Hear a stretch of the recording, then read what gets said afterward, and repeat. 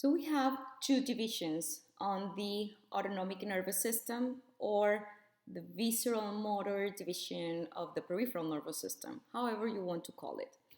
So we have the sympathetic and the parasympathetic division. Both these divisions, they have the neurons of these divisions have different origins or different locations. But the cool thing is that the target organs are almost the same for both systems. See, we have the eyes, salivary glands, lungs, heart is pretty much the same. But the effects are totally different. They are actually opposite effects. If the sympathetic system, for example, in your heart increases your heart rate, the parasympathetic system, it will slow down your heart rate.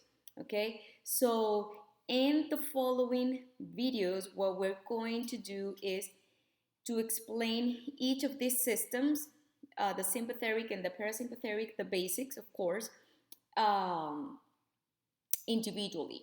Okay, so what I want you to keep in mind is the big picture.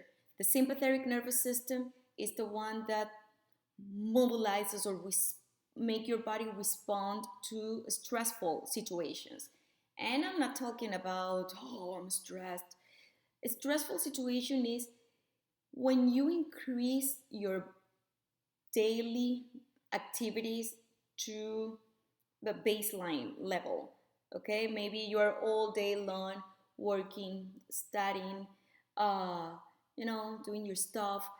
But when you go beyond that level, when you're going, let's say, I'm going to work out, I'm going to, to jog, or I'm just driving and suddenly a car was about to hit me. In those reactions, those little moments, or if it's working out, of course, a longer time, those are the moments where the sympathetic nervous system is, acting or is dominant in that moment.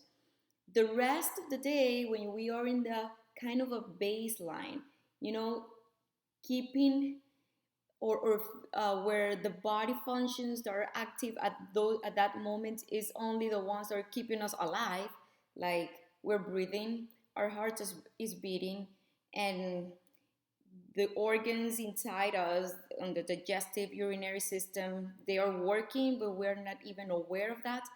That's the parasympathetic nervous system acting. Okay, so the parasympathetic nervous system is peace, go and slow, baseline.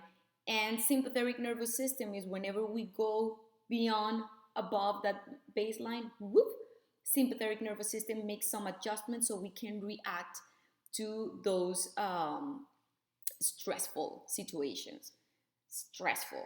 Just seeing, the love of your life. You feel your heart pounding. Whew, you increase your respiratory rate. And maybe, uh, get all your face red. You start to sweat, to shake. That is the sympathetic nervous system in action. It's not a stressful situation. I mean, for the body, it is. For us, we are enjoying that, right? So, in the next videos, what we're going to do is compare all of these structures that we just described on the previous video on each of these systems. So we're going to describe the location and features of the preganglionic neurons of all of these structures for both sympathetic and parasympathetic nervous system. So let's get this clear one more time. Preganglionic neurons, remember, they're located in the central nervous system.